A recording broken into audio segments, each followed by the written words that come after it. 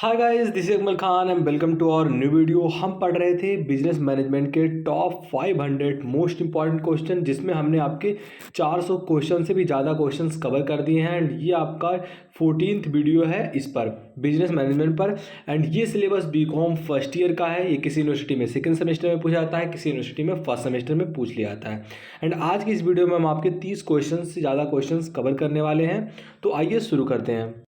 400 आपके 6 question already cover हो चुके हैं। एंड आगे बढ़ते हैं। अगला क्वेश्चन आपका कह रहा है dot dot is the method which completes work. ऐसा इनमें से कौन सा मेथड है जो कि काम को पूरा करता है? तो वो कौन सा मेथड होता है? प्रोसेस एक ऐसा मेथड होता है जो किसी भी काम को पूरा कराने में जो है एक इंपॉर्टेंट रोल निभाता है। एंड प्रोसेस आपका चलता रहेगा, इसलिए जो है वर्क उसी हिसाब से कंप्लीट होता रहता है। कोई भी वर्क जो है एक तरीके से कंप्लीट नहीं हो सकता है, वो एक प्रोसेस के रूप में चलता रहेगा ताकि कंपनी ऐसे से बढ़ती रहती है। तो process is right option for this question. तो ऑप्शन ए करेक्ट हो जाएगा। अगला क्वेश्चन कह रहा है प्लानिंग एज, बहुत बार आया हुआ क्वेश्चन है। एंड ये क्वेश्चन बार बार क्यों आ रहा है? क्योंकि ये इंपॉर्टेंट क्वेश्चन है आपका। तो प्लानिंग जो होता है एक नेसेसरी थिंग है, उसको करना एक नेसेसरी थिंग है, इसलिए करेक्ट आंसर ऑप्शन ए हो जाएगा। आगे बढ़ते हैं। अगला क्वेश्चन कह रहा है there is dot dot in management by objective. इनमें से कौन सा है जो कि मैनेजमेंट में जो ऑब्जेक्टिव का वर्क करता है? क्या वो आपका मोटिवेशन है, करेक्शन है, सपोर्ट है, अपोज है? तो करेक्ट आंसर क्या हो जाएगा? 409 का ऑप्शन ए करेक्ट हो जाएगा। There is motivation in management by objective. जो आपका मैनेजमेंट बाय ऑब्जेक्टिव है, इनमें क्या है? मोटिवेशन है। A motivated employ can do everything for company, जो कि वो बिना मोटिवेशन के नहीं कर सकता है। तो मोटिवेट होना बहुत इंपॉर्टेंट है। इंपॉर्टेंट ऑब्जेक्टिव है किसका? मैनेजमेंट का। ऑप्शन ए करेक्ट हो जाएगा। अगला क्वेश्चन कह रहा है management by objective lays emphasis on the spirit of. जो आपका मैनेजमेंट है कि कौन से जो है लेज पर, कौन सा आपका लेज है? नॉन कॉपरेशन लेज है, या फिर टीम, या फिर मोटिवेशन, या फिर आपका करेक्शन है? इनमें से कौन से स्पिरिट पर जो है वर्क करता है, लेज डाउन करता है? तो करेक्ट आंसर क्या हो जाएगा? आपका ऑप्शन बी। जो मैनेजमेंट बाय ऑब्जेक्टिव है ये टीम पर जो है अपना स्क्रिप्ट लगाती है, स्पिरिट लगाती है। तो करेक्ट आंसर क्या हो जाएगा? Option B.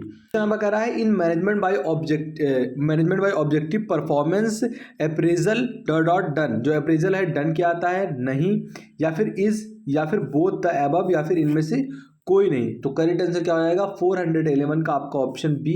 In management by objective performance appraisal is done. जो है ऐसा नहीं कि पूरा नहीं किया आता है, उसे पूरा किया आता है। तो आपका नॉट जो है ये गलत हो जाएगा, इज जो है ये राइट हो जाएगा। इस टाइप के क्वेश्चंस भी आपके एग्जाम में आते हैं, तो मैंने सोचा कवर करा लेते हैं इसको। आगे बढ़ते हैं। अगला क्वेश्चन कह रहा है manager dot dot management by objective. जो मैनेजर होता है सपोर्ट करता है जो मैनेजमेंट रहते हैं, ऑब्जेक्टिव्स रहते हैं मैनेजमेंट के, या फिर अपोज करता है, या फिर मोटिवेट्स करता है, या फिर आपके करेक्ट करता है। तो करेक्ट आंसर क्या हो जाएगा? 412 का आपका ऑप्शन ए। मैनेजर जो होता है ये सपोर्ट करता है मैनेजमेंट बाय ऑब्जेक्टिव को। तो करेक्ट आंसर क्या हो जाएगा? आपका ऑप्शन ए। आगे बढ़ते हैं। 413 क्वेश्चन कह रहा है delegation is the act of conferring authority by some source of authority, this statement is of. ये जो स्टेटमेंट दिया गया आपके सामने, इन कह रहा है कि इनमें से इस स्टेटमेंट को किसने कहा? तो करेक्ट आंसर क्या हो जाएगा? आपका ऑप्शन बी। टेरी ने ऐसा कहा था कि delegation is act of conferring authority by some source of authority. तो ऑप्शन बी करेक्ट हो जाएगा। अगला क्वेश्चन कह रहा है अथॉरिटीज के कितने टाइप है? There are how many types of authority? तो करेक्ट आंसर क्या हो जाएगा? 414 का आपका option B. There are 3 type of authorities. Option B correct हो जाएगा। अगला क्वेश्चन कह रहा है delegation can be done of. जो डेलीगेशन है ये पूरा किया जा सकता है अथॉरिटी के बेस पर, रिस्पॉन्सिबिलिटी के बेस पर, या अकाउंटेबिलिटी के बेस पर। इनमें से कोई नहीं। तो जो होता है डेलीगेशन ये अथॉरिटी के बेस पर किया जाता है, इसलिए करेक्ट आंसर ऑप्शन ए हो जाएगा। अगला क्वेश्चन कह रहा है सेंट्रलाइजेशन इज सुटेबल फॉर। इनमें से मैंने क्वेश्चन कराया भी है। एंड इंपॉर्टेंट क्वेश्चन आपका है कि सेंट्रलाइजेशन सुटेबल है किन के लिए? स्मॉल इंटरप्राइजेस के लिए, जो आपके स्मॉल साइज इंटरप्राइज होते हैं इनके लिए, मिडिल साइज इंटरप्राइज के लिए, लार्ज साइज इंटरप्राइज के लिए, या फिर इनमें से कोई नहीं। तो 416 का आपका ऑप्शन ए करेक्ट हो जाएगा। मैंने क्वेश्चन कराया हुआ है। जो सेंट्रलाइजेशन होता है ये स्मॉल साइज इंटरप्राइजेस के लिए जो है सुटेबल होता है, इसलिए करेक्ट आंसर ऑप्शन ए हो जाएगा। आगे बढ़ते हैं। अगला क्वेश्चन कह रहा है डिसेंट्रलाइजेशन इज सुटेबल फॉर। अब इस बार आपसे पूछ रहा है डिसेंट्रलाइजेशन जो होता है ये सुटेबल करता है किसके लिए, तो ये जो आपका होता है लार्ज टाइप इंडस्ट्रीज के लिए जो है, लार्ज साइज इंडस्ट्रीज जो होते हैं इन पर सुटेबल होता है। सेंट्रलाइज करना मतलब लोगों को जोड़ देना, तो वो स्मॉल टाइप के एंटरप्राइजेस में जो है काम करता है। लेकिन जब आप लार्ज डिसेंट्रलाइजेशन करते हैं तो वहाँ लोगों के एक बड़े से टीम को आप छोटे छोटे टीम्स में डिवाइड कर देते हैं, इसलिए जो है आपका लार्ज टाइप एंटरप्राइजेस या large size enterprises is a right option for this question.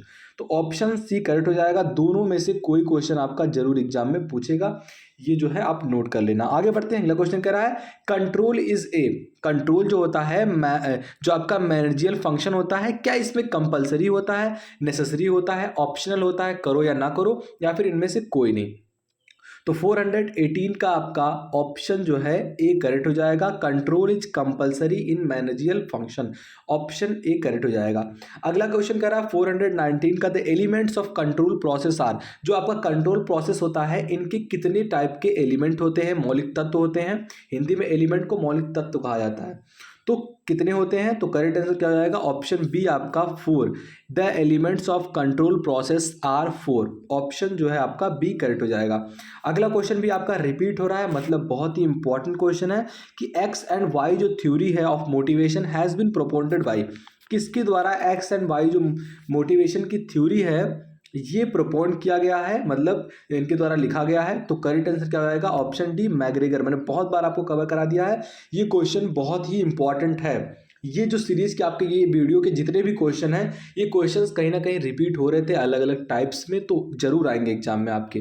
तो एक्स एंड वाई थ्योरी को प्रोपोन करने वाले कौन है, मैग्रेगर। अगला क्वेश्चन कह रहा है हर्ट्जबर्ग इज अ रेसिडेंट ऑफ, वो कहाँ के निवासी थे, मैंने ये क्वेश्चन भी कवर कराया आपका 421 का, तो ये कहाँ के निवासी थे, तो अमेरिका के निवासी थे, ऑप्शन डी करेक्ट हो जाएगा। अगला क्वेश्चन कह रहा है William G Ouchi is a resident of, जो विलियम जी ओची हैं ये कहाँ के निवासी थे, तो करेक्ट आंसर क्या हो जाएगा, ऑप्शन बी, ये जापान के रहने वाले थे, ऑप्शन बी करेक्ट हो जाएगा। अगला क्वेश्चन कह रहा है the main reason of most business enterprises becoming unsuccessful is the efficiency leadership, efficient leadership, ये जो स्टेटमेंट है कहा गया है, किसके द्वारा कहा गया है, ये आपको बताना है कि जो मोस्ट ऑफ द केसेस में एंटरप्राइजेस जो होते हैं ये अनसक्सेसफुल होते हैं, इसके पीछे कारण ये होता है कि ये इनसफिशिएंट जो है, इनसफिशिएंट लीडरशिप को फॉलो करते हैं, इसलिए जो है इनका जो है बिजनेस बंद हो जाता है। ऐसा मानना किसका है, तो जो आपके जो जियोगर एंड टेरी हैं, गर्ग एंड टेरी हैं, इन्होंने ऐसा कहा था, इनका ऐसा मानना है, इसलिए करेक्ट आंसर ऑप्शन सी हो जाएगा। आगे बढ़ते हैं, अगला क्वेश्चन 424 नंबर का क्वेश्चन है, ए एच मैस्लो जो हैं, Maslow was the resident of, ये कहाँ के निवासी थे, ए एस मैस्लो, तो करेक्ट आंसर क्या हो जाएगा आपका, ऑप्शन जो है बी करेक्ट हो जाएगा, ये अमेरिका के रहने वाले थे, ऑप्शन बी करेक्ट हो जाएगा। X and Y theory of leadership had been proponed by, जो आपने पढ़ा मोटिवेशन का थ्योरी तो वो तो मैग्रेगर ने दिया था, लेकिन कह रहा है X and Y theory of leadership ये किसके द्वारा जो है प्रोपोन किया गया था, तो 425 का ऑप्शन सी यहाँ करेक्ट हो जाएगा। यहाँ भी जो है लीडरशिप की थ्योरी भी मैग्रेगर ने ही दिया था एक्स एंड वाई थ्योरी को, तो ऑप्शन सी करेक्ट हो जाएगा। लीडरशिप या फिर आपका जो है मोटिवेशन, दोनों थ्योरीज को प्रोपोन करने वाले कौन है, तो कौन है, मैग्रेगर, ऑप्शन सी करेक्ट हो जाएगा।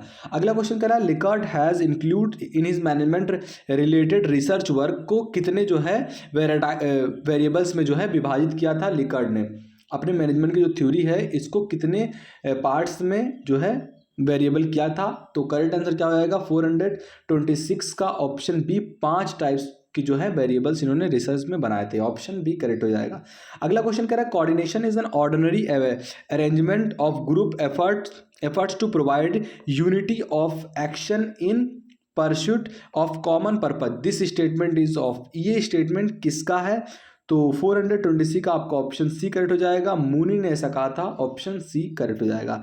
अगला क्वेश्चन कह रहा है in modern age management is, आजकल के मॉडर्न एज में कह रहा है मैनेजमेंट जो है क्या ये कंपलसरी है, नेसेसरी है या फिर आपका वॉलंटरी है, तो 428 का ऑप्शन ए करेक्ट हो जाएगा।